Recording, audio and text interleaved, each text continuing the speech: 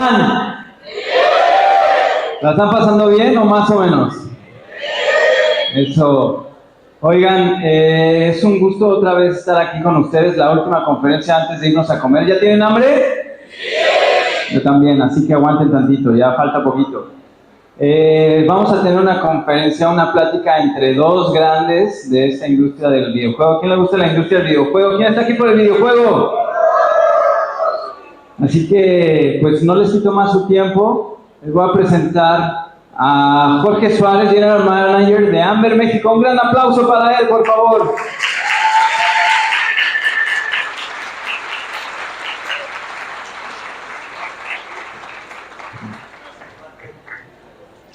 Gracias.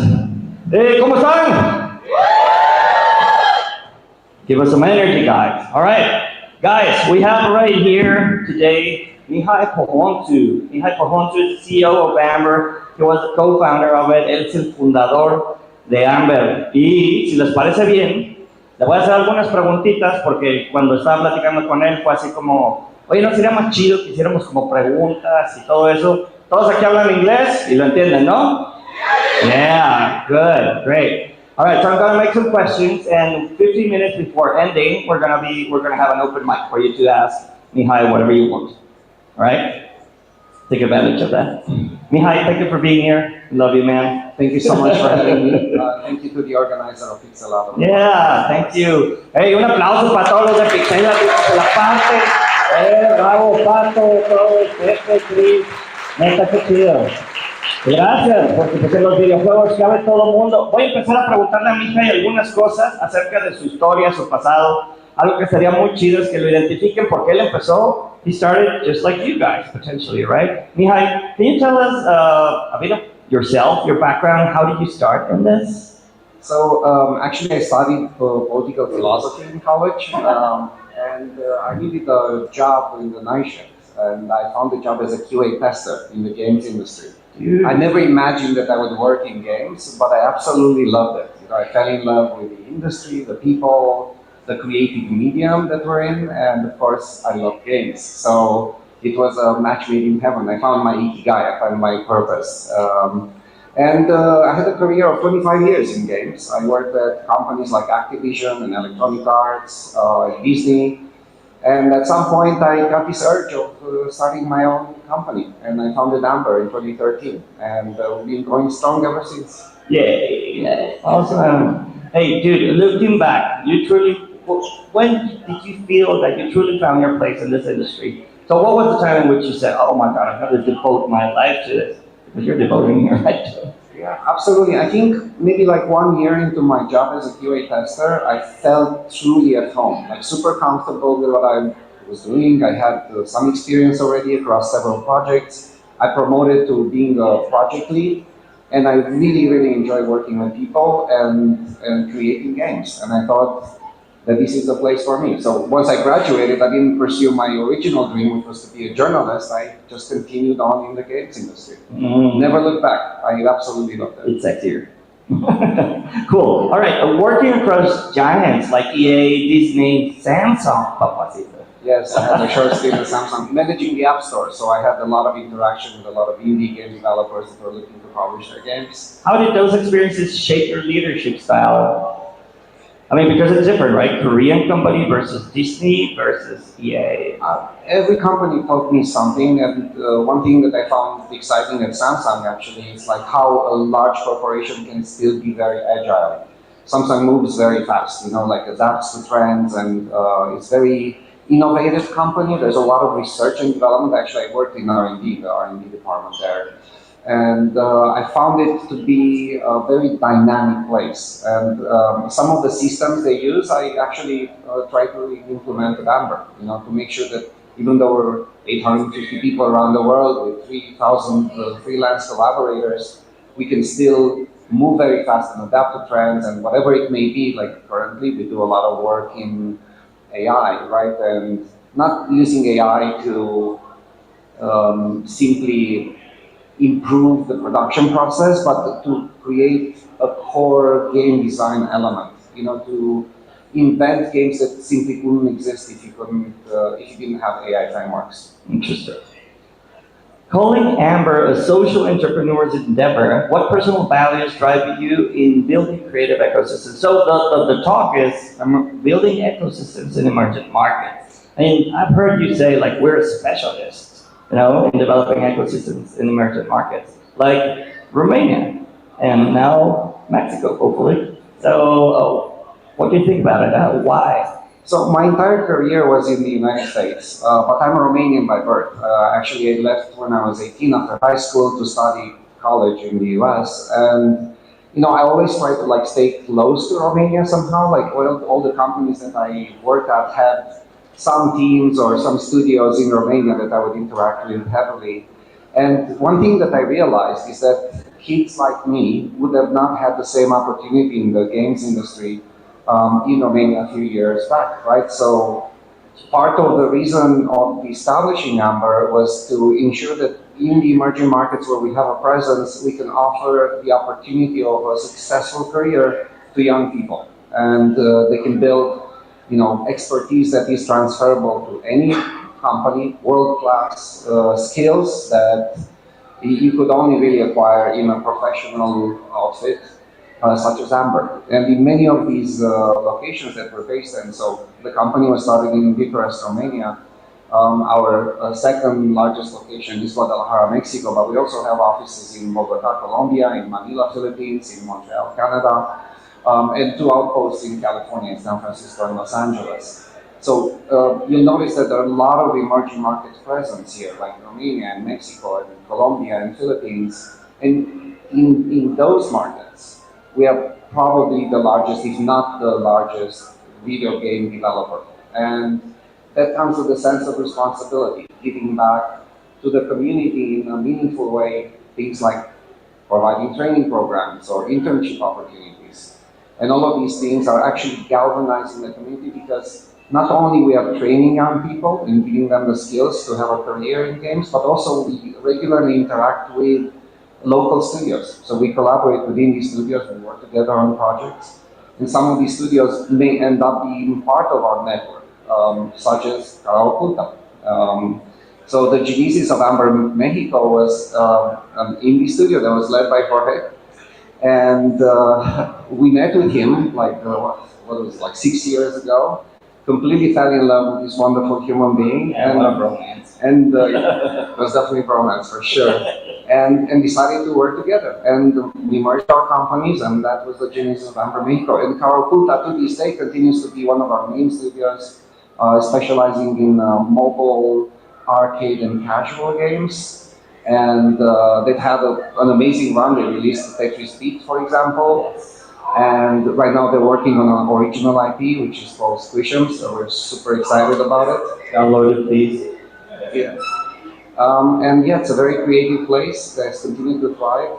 And also we have been able to augment their capacity and their creativity by bringing in talent from Montreal, Canada. So Karakulta right now has a complement of leadership in Montreal that is helping the local team achieve their creative vision. Yeah. Amazing, amazing. I got to tell you guys that one of the coolest things about Amber is the adaptability. And when we had the guild structure, if you could tell them, please, how we're a full game development agency, but we also develop our own IP. There's always this thing about we need money to build our IP, or if we build our IP, we don't have money unless we go through all the cycles. How did you envision this adaptability thing, and also the guild structure, sometimes it's used, sometimes it's not. Can you describe a bit of how you envision the whole thing? Absolutely. So first of all, I should explain what the guilds are.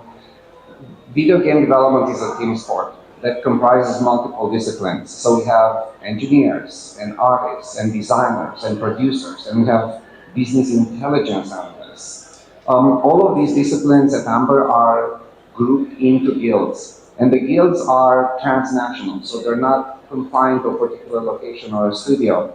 And the reason we have defined these horizontal structures that stride across the entire organization is for knowledge transmission.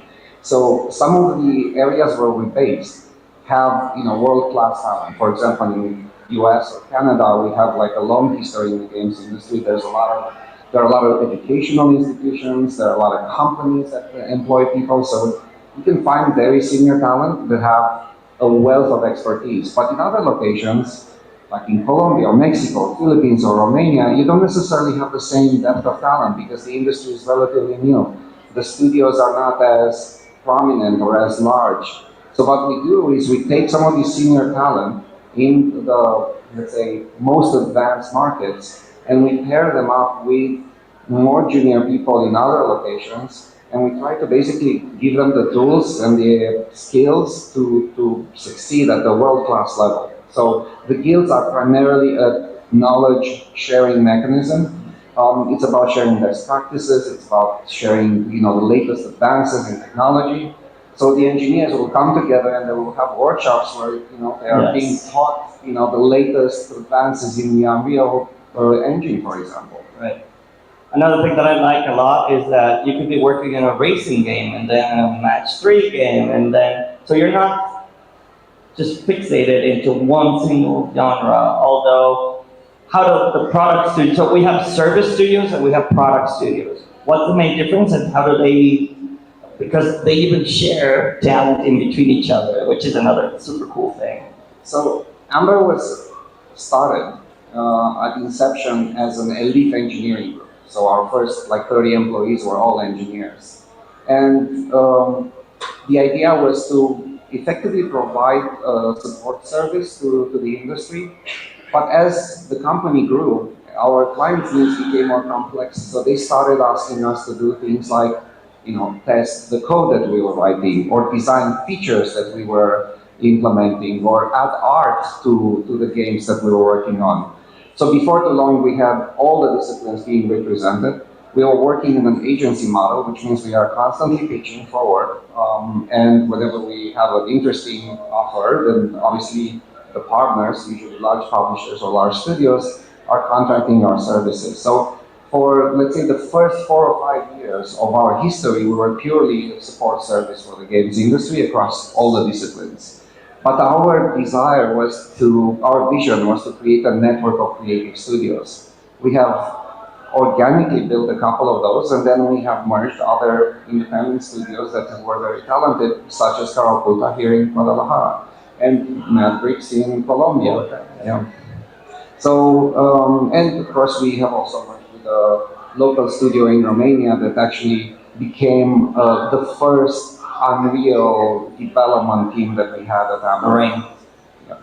Cool. Hey, let's talk about the culture map compositor. Now that you actually deal with lots of leaders from 9 different locations, with offices in Guadalajara, in Bogota, with Matrix. We used to have one here, which is not anymore, but and more. What's the thread that unites Amber across cultures and organizations? What are the differences that you have found so far? I know it's kind of a tricky question, but I mean, what do you see? What are the talents? Because of certain locations might have certain specific talents that complement other talents, like KO, right? So it's 67% Mexican, but the other 33 it's Romanian and Canadian. That's super cool. And what are the differences that you actually perceive? So of course, the common thread across everybody that works at Amber is that we absolutely love games, and we love the craft of making games. So that's a very powerful unifying force. At the personal level, we're all, kind of nerdy. We love to talk about games, we love to play games. But I think it goes a lot deeper than that. Yes, there are cultural differences, but I believe strongly that doesn't get in the way of us working, because there's something else very important that we bring to the mix at Amber, and that is a common culture. So each location is actually quite decentralized, operates independently, but we have a system of values. Like the way we work is profoundly influenced by that. One of the things that we are proud of at Amber is that humanism is a core value of us. We want to treat everybody with respect. We want to offer them great opportunities. They're not a payroll number. Exactly. People are not a number, and we are really in the talent business. That's what making games is all about people. It starts and ends with the quality of the talent that you are assembling in teams. That's lovely. Hey, choosing Guadalajara as a studio location was about time zone alignment, and so much more. What makes Mexico and Latin America specifically, now that we're looking at Colombia, we're going to Brazil, and we're going to Chile. I mean, why is it strategic and or an emotional fit for Amber just working with Latin America? So we started in Eastern Europe. Initially, the company was based in Bucharest, and we expanded to another city in Romania called Botoșani. Our decision to look at Latin America was primarily driven by the strength of the development community here. We thought it is a very creative place. There are amazing people. They have the opportunity and the potential of becoming like a force in the games industry, and we wanted to be part of that story. So initially, we didn't really know where we would base the studio. So we just made various trips across many cities in Latin America, in Mexico too. And when I got to Guadalajara, it was relatively accidental. I was invited to a conference, right? Yeah, it was actually a master class. 128 bits. Yes, 128 bits. Mario Valles organized it. And he knew me, he was based in San Francisco, and he knew me personally. And he said, would you be interested in teaching a class on game production? And I said, absolutely, it sounds amazing. And so I came to Guadalajara the first time to basically teach that course. And I had a class of about 40 people. And I was absolutely blown away with the quality of the students and like how interested they were and how enthusiastic they were about the craft. So when I went back, I assembled my executive team and I said, guys, we need to like look seriously at Guadalajara. So we came back again and we made a tour of the studios. And that's how we met here the first time on that tour. Thank God. And it was amazing. He's such an, if you don't know him, please like make an effort to do so because he's really special. Flattered. Likewise. All right, Amber talks about community, and you might know that Carapunta started as a community back in 2024. We had jack shit, right? We had no studios basically. So we had this community, and it turns out that when I met Mihai, community was one of the most prominent Amber values. I know that all of them are prominent, but this one specifically made me think, oh my God, I want to marry with those guys, right? I want to be part of that. And what is community, being a core value of Amber, what is community for Amber in this case? Because a lot of our profits are reinvested in a training center, in programs, in events, and having people come over to help out the rest of us over here to just make this happen. Can you just tell us what does community mean in this case? Well, I mean, community for us is not just an abstract concept, it's a way we operate. You know, I mentioned that we often collaborate with freelancers and independent studios. Yes. They're part of our like, extended network of partners. And to be able to nurture that community is actually really good for business too. It makes rational sense. It's not just idealism. But of course, there's also the idealism of trying to play a role in forming and evolving the game development community first, but also the creative space in which Amber is part of, right? And so our involvement is not just training for game development. Yeah, we absolutely do that, but we are involved in cultural programs. Right. They go far beyond that inner space of game dev. Cool. Mihai, a lot of people is going to, like the entry-level job in our industry is QA. You're now the CEO of Amber, right? You co-founded a company that is amazing. I need to ask you, like, can you share a story where someone started as a QA tester at Amber and ended up leading up like innovation? Some of our leaders came out from QA too. I think some of the things that we want to share with you guys is that this is real. This could be you, all right? So please share a story. You know, Scotty's yours. I mean, any of them. Jaime's. It's just. Yeah, actually quite a few people in the games industry in leadership positions have started in QA. Why? It's an entry-level job. It doesn't require special qualifications. You need to know English and you need to have passion for games, but everything else is basically learned on the job. And that is a great opportunity for getting into the industry. And having that door open makes it more likely for us to attract talent and to give them, you know, hopefully a big career. Right. So yes, I have started as a tester, but also our chief product officer, Scott Humphries, also started as a tester.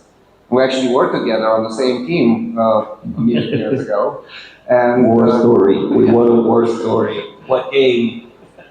Oh God. So we met at a company called Jamdat Mobile. Right. It was the first mobile publisher in the US, and eventually became the largest publisher in the world for mobile games. And at the time, we were working on a mobile version of Bejeweled. I think that's probably like Scott's first project. Oh. Because he was hired as a tester to test Bejeweled on a feature phone, right? So there were no iPhones released at the time. We're talking about 2003 here. And the phones were really janky, terrible. But you know, for us it was really exciting. I came from the PC console space. I had worked at Activision before that. But for me it was really exciting because effectively what we were doing on mobile phones at the time, we were kind of recreating the history of games. I mean, the first game on mobile phones was Snake, right? As basic as it comes, right? And by the time Jamdat had its IPO, which was 2007, we were making like full 3D games. We were running basically Doom on a mobile phone, right? So we had an amazing run. The technology advanced very fast. Cool. That's a good story. I know that you've got many. All right. You serve big name partners like Disney, Universal, GameLoft. When Amber contributes creatively to a franchise, how do we ensure its unique voice and craft shines through? You know, there's a lot of people over here that are indies, right? That's just like raise your hand, the indie guys. All right. Who wants to work for a big corporation? All right. So sometimes. What about the rest? All right. So, you know, in a way, I feel like we're a big indie company. Well, we are a collection of indie studios. Yes. All our creative studios have their own way of organizing themselves. So, I mentioned they're decentralized, so there's a strong sense of ownership over the creative process within the studio. We provide at Amber like an infrastructure, the logistics and the business development heft, and some of the technology. I think it's really important for these creative teams to maintain their autonomy and individuality, because that's how the creativity shines. That's how you create original products, and you can really pursue like far-reaching creative ideas. And so, it's also cultural specificity. Like I think a team in Mexico will think about games rather differently than a team in Romania or a team in Philippines, and that's really fun. Yeah, it's fun. But then the products have that originality, So, we're creating a game now for PC called Mexican Ninja. You gotta check it out. Yes, the trailer is up on my IGN. You should really check it out. It's really fun and humorous, and will be tied in with an animated series that will launch on Netflix. It is not produced by us, but we're basically part of the transmedia strategy. But the game is 100% conceived at Amber. It's actually conceived at Matrix, our studio in Colombia, with support from Arauculta, of course. And I think it's going to be really fun. Está de huevos. Sí, check it out. Yeah. Hey, one of the things that I admire the most, I'm a big believer in sales first. But we raised, what was it, like $19, $20 million after just working with our own sales for, what was it, like 12 years or something? Or how was that? How does it work? Why did you decide to raise money? What do you want to do with that, I mean, are we going to raise more money? Are we going to keep them growing? What's going to happen? Most likely, yes, but not anytime soon. Anyway, the full story here is that the company was totally bootstrapped by us. So we initially didn't raise money to start the company. We kind of put our own money into it, and then we started working on contracts, and those contracts were profitable, so we reinvested the money into building the company. But back in 2021, 2022, there was this like massive wave of enthusiasm into the game space, because during the pandemic, people were staying home, and lo and behold, they were playing games all the time. So the industry had like this fantastic growth through the pandemic. So that attracted a lot of attention from investors. It was just too good to pass up. Like we really didn't need that money. And the timing was really good. The timing was perfect for it, right? So we raised at a very fortunate time. And that was good. I mean, it helped us a lot. We invested in shoring up our teams and, created new locations, like in Manila in the Philippines. We were able to acquire metrics in Colombia. We were able to also support our original IP development. And we have money in the bank to be able to navigate any hard stretches that may appear in the future. The industry is a very dynamic place. There's a lot of creative destruction always, like new technologies emerging, like changing the way we make games, improving the way we make games in many respects. But staying current means always investing in R&D, and having the capital to do so, to support that, is very important. Talking about hard stretches, so how do you see the industry's environment right now? So there's a lot of talk about, AI and how terrible it is for the animation industry, for the game industry. Oh my God, it's going to substitute us, and all that stuff. And also, laying off so many people. There are like cycles and rough patches in all industries. What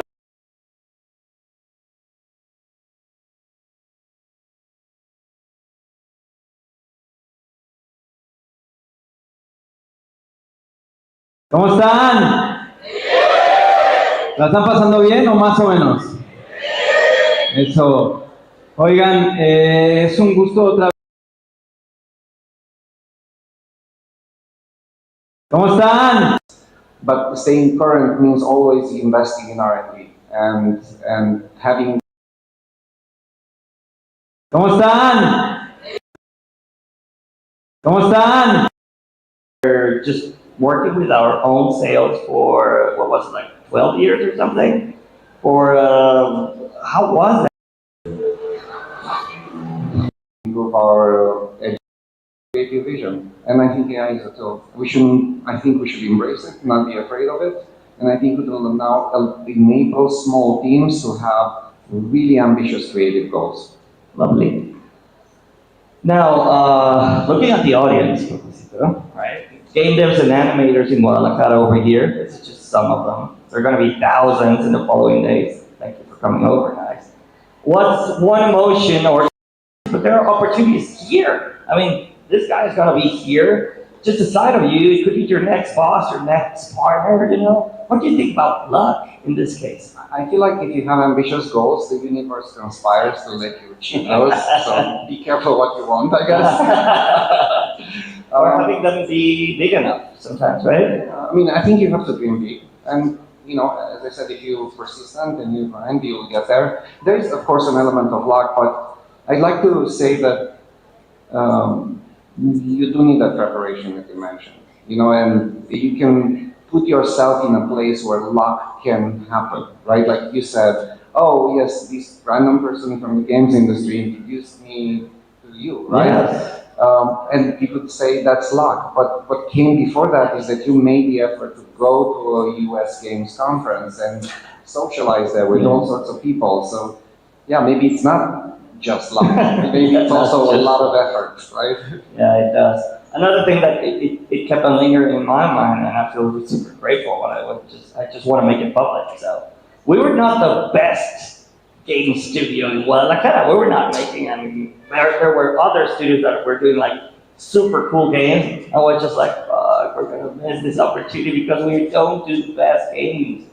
And I guess once I came to you and I said like, why did you choose us? Right? Well, you and the exec team. Yeah, because, when we're looking for partners, of course, like your skill, your ability to create amazing games is very important, but it's not the only criterion that we choose. We also want teams that kind of mirror our culture qualities. And that's where we found Culture fit. The culture fit is super important. Like, we will not work with studios where we don't have that affinity, because making games is very hard and very stressful. It takes a long time. So when you're in the trenches with a team, like, you need to implicitly trust each other and like enjoy The hardship. breaking through challenges. Yeah. Right? You need to enjoy the hard stuff, right? And if you don't have that cultural fit, if there's tension, there's more stress, like sometimes things fall apart. Yeah. Getting the human equation right is paramount to creating great content. Lovely. In games or animation, really any artistic field. Yeah. All right. Can you share a moment, funny, touching, or unexpected, from one of your studios, maybe Guadalajara, Bogotá, that reminds us of why we're all in this industry? It could be the Romanian one. I mean, any other studios. No, I mean, Guadalajara is a great place. It's a great place. One thing that I absolutely, yes, one thing I absolutely love about the team here is like how kind of united and how much they love being together. Yeah, so the cute story is that, once the pandemic happened, we moved into we gotta talk remote about working. Yeah, remote working, right? So basically the office was empty all over the world and we were working from home almost overnight. And many other companies did the same thing. Nothing really special about Amber in that respect. But what happened in Guadalajara that was really hard fulfilling, at least for me, was the fact that people started coming back to the office. As soon as the restrictions eased up, people were back in the office even though they were not required to do so. And the only reason they were doing that is because they enjoyed each other's company. Yeah. I mentioned earlier that, making games is a team sport.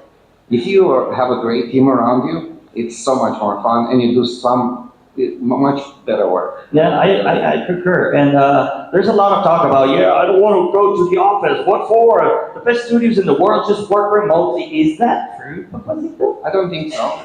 I think they're great studios that work remotely. Yeah. But I think that generally speaking, the best studios have a strong on-site component. The core team is on-site. Because, there are academic studies that show this. The best way to collaborate is in a radical co-location, meaning you're in the same room. Faster. It's faster, you exchange ideas. There's also this thing that happens between humans where, minds are melding to create a sum that is greater than the parts, right? And that is very difficult to replicate in your undies, in your home, with the camera off. It's just not the same thing. In a It's not the same daily thing. schedule, a one-on-one. So the human element there is much easier to establish in a physical proximity. Yeah. I mean, it takes some effort, and it's a bit more expensive, obviously. So. Of course, it's a lot more expensive. Yeah. But I guess the ROI is there. Okay, guys, this is going to be my final questions, and we're going to open the mic for you, all right? So you can make some of the questions, please. Okay, cool. All right, final question, Mihai. If you could talk directly to your younger self, or to a kid just starting as a game dev or animator, what would you say they should never lose sight of? Never lose sight of your dreams. Sometimes you can get swept away. There are so many job opportunities out there. And maybe you've been tempted to take a job that has higher salary, but you're not really doing what you want to be doing. Resist that temptation because you're walking a long path to your dream. So try to keep on that path and don't get sidetracked. And again, prioritize the skills that you are achieving, that you are acquiring. Prioritize the quality of the team that you're part of. Nice. Prioritize the knowledge that you're about to gain in this environment that you're part of, not the money element. The money will absolutely come in due time. And so just keep sight of your dream and walk that path. Yeah. Interesting. Thank you. All right, open mic. Who can help us out from Pixela Footage? And there you go, VIP Oscar. There you go. Okay. Say, please. Si quieres les paso mi micrófono. Ok. Gracias. ¿Perdón?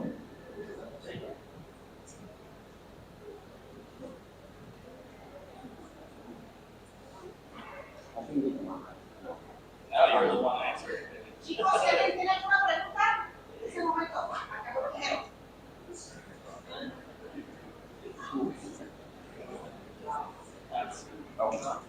It's not all.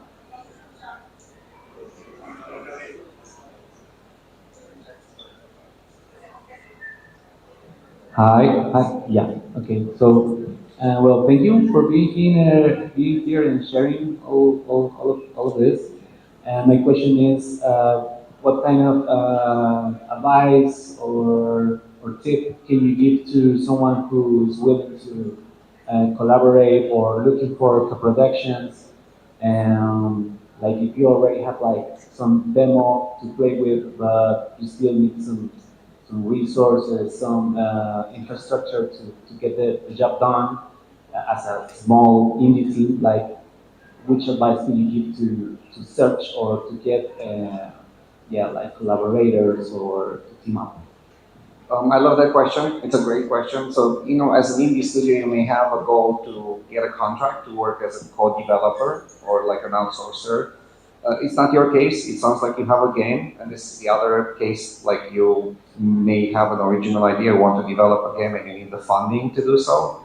So the best answer that I can give you is that you need to look for a partner in the games industry. Usually that partner is a publisher, but it can be a company like Amber. So we're in the process of rolling out a new program called Lighthouse, and it's structured for indie studios. We are basically paying your development costs and providing you with support services from the wider Amber network. There's a selection criteria, and you can apply for your game to be reviewed, and if it's selected, then you will be receiving funding to finish your game. And then we split the revenues from the launch of the game, basically. So it's very similar to publishing. The only twist there is the fact that we, as an agency, we have a wide array of development services that we can add to your studio in order to release faster or achieve higher quality level. But outside of Amber, so Lighthouse is a great program. I encourage you to talk to Jorge about it. We are in the process of rolling it out, and it should be fully active at the end of the year. But it's good to prepare for it, even now. With publishers, the trick there is to be present at game conferences and be present in indie game competitions. And it usually takes a long time to find funding. It's not easy. The market right now is actually not very good for that. But again, persistence. You have to keep grinding, go to the conferences, make sure that you set up meetings with publishers, show them your game, and hopefully you'll get interest from them. And usually when they sign your game, they will also fund your development. Yeah. Thank you. So what characteristics are you looking for in an indie studio? What are you looking for? Because there is a lot of indie studios that are just starting. So what are the characteristics that you're looking like? Okay, so this studio means this. So if you are interested in developing with us, so being on a project, on a contract with Amber, we're looking for certain skills that are complementary to ours. For example, if you are an Unreal specialized studio, we likely can add you to our teams, like you can augment our capacity for an Unreal project. And so Unreal is something that we're always on the lookout for. And the good news is that if you don't have Unreal skills, you can learn that at the UETC, at the training center here in Ciudad Creativa Digital. And Diana right here, Diana, please could you stand up? Diana runs Arden, and Arden is the organizer of UETC, and they have Unreal courses that are certified by EPIC. So that's one way to do it, through the Unreal specialization. Sometimes it's art. We look for distinct skill sets like visual effects. Visual effects is in high demand. It's actually quite difficult to find good VFX artists. So if you have that skill, you absolutely should be talking to Amber because we can probably put you to work. Another thing that we're looking for is mobile design expertise, especially for free-to-play games. We regularly meet game designers that have that sensibility and that experience. Again, to augment our internal teams. So these are just examples, but I don't think you should worry too much about what are your, let's say, most competitive skill sets. Whatever studio you have, if you contact us, we will map your skill set and add you into our partner network. And whenever we have a project that matches your skill set, we will contact you and try to figure out if we can work together. And our needs vary over time, and they're extremely diverse. We stride from mobile to AAA console projects, right? Literally everything in between. We do UEFN, and we do Roblox, and we do mobile, mid-core and casual, and double APC, and all the genres that you can think of.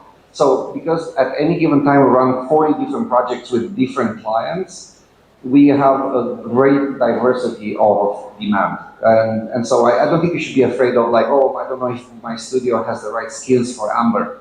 You probably do, simply because we need additional capacity and we have such diverse projects.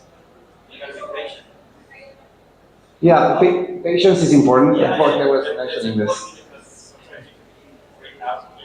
Yeah. Yeah, it doesn't happen right away. Yeah.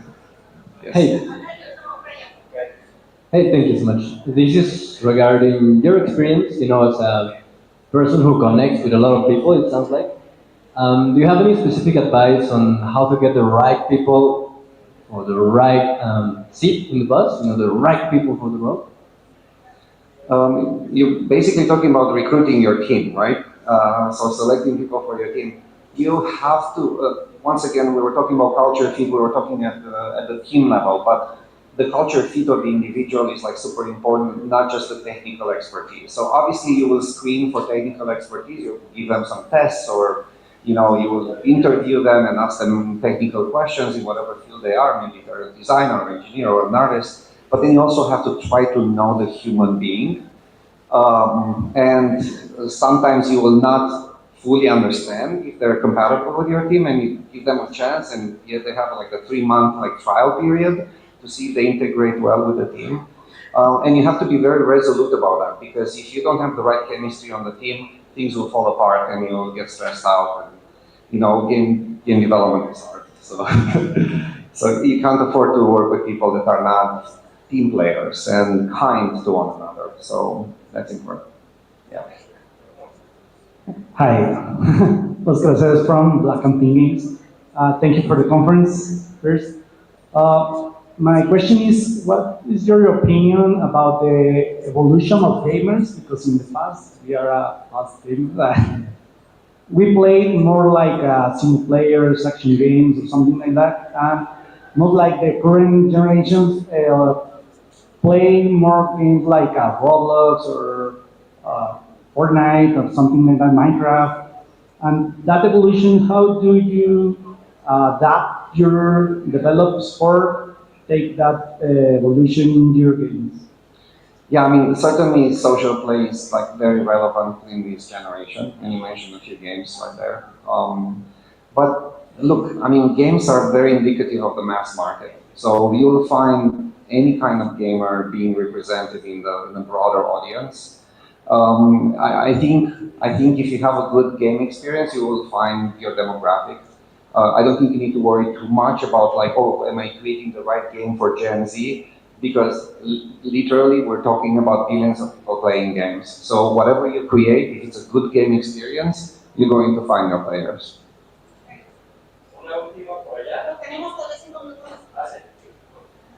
Hi. What was the first big industry who hired you, and how do you get it?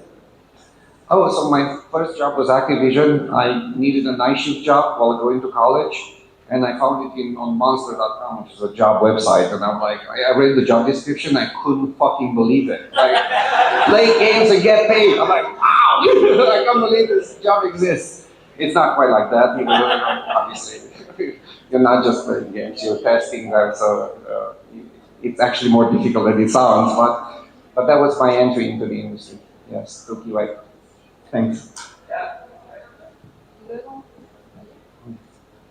Hi, here. Nice to meet you. Thank you for the conference. That was so great. I'm a indie game developer. So my question is, what is the most difficult part of working in a studio like Amber? Okay, so I'll answer in general and then more specifically to Amber. I think in general, game development is a very complex endeavor because it's a combination of engineering with all the challenges involved in the technical process, but also art. So, we're trying to create fun, and there's no like single set recipe for creating fun.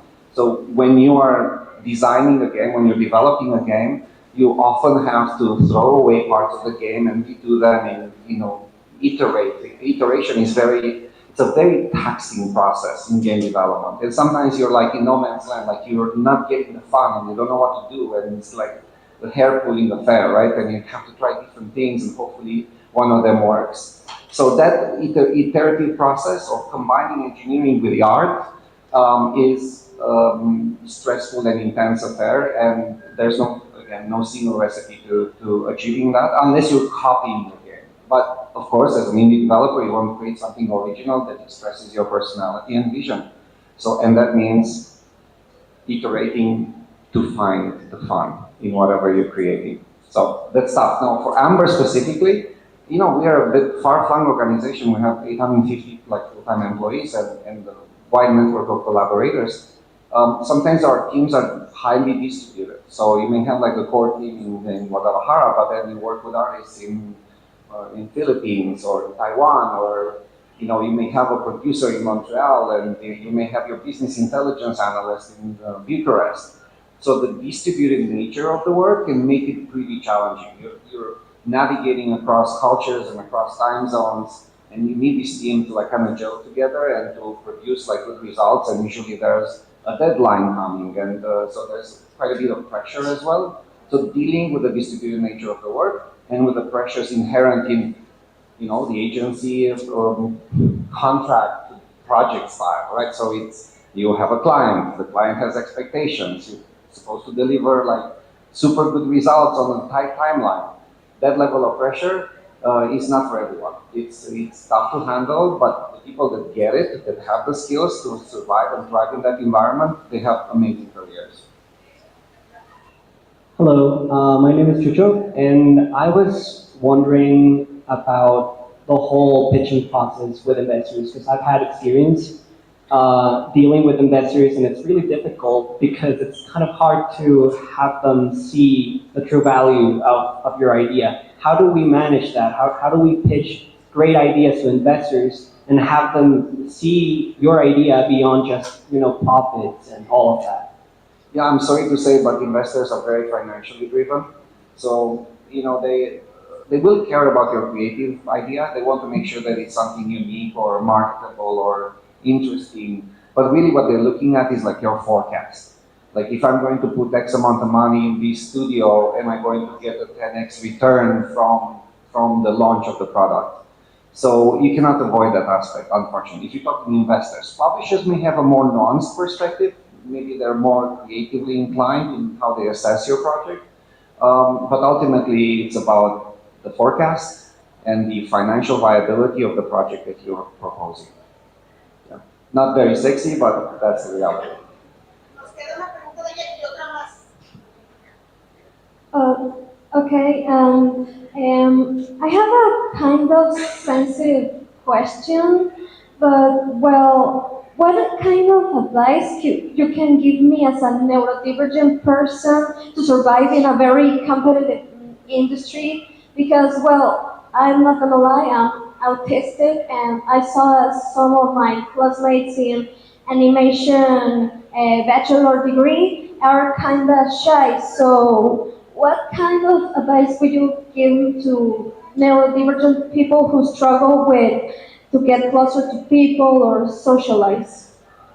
Well, so the good news is that we're all kind of neurodivergent in human development. So, but all joking aside, I think you'll find that companies like Amber, because of their humanistic value, they will absolutely try to cater to the unique circumstances of each individual. So we pride ourselves on being a very accepting and tolerant place. So, whatever your mode of self-expression is, we will figure out a way to integrate you in the team, and we will try to give you the tools to succeed in your career.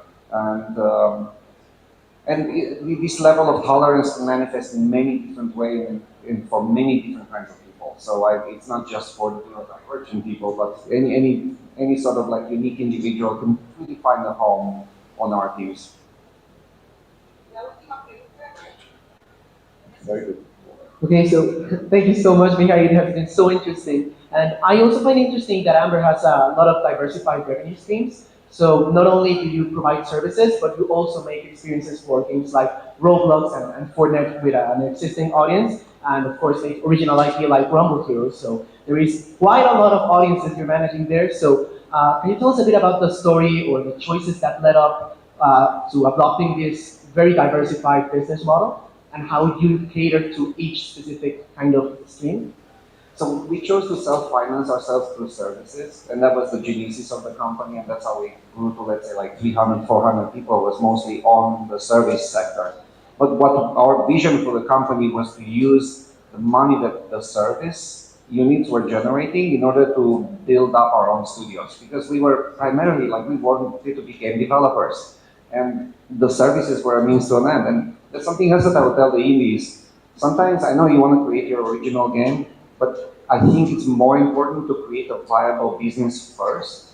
So one way you can do that is by, again, working with companies like Amber and, co-developing on a project. And that could be a way to assemble your team and kind of hone your skill set and achieve some experience, and then you can create your game. It may be easier for you to create a viable business if you are involved with services. However, when we started the company, our long-term vision was to have a network of studios and to do creative work. So eventually we got to that. We eventually were profitable enough to reinvest in creating our first studio, which was organically built in Bucharest like 10 years ago. So, and as we got a bit bigger, then we had the opportunity to merge with other independent studios like Karaoke.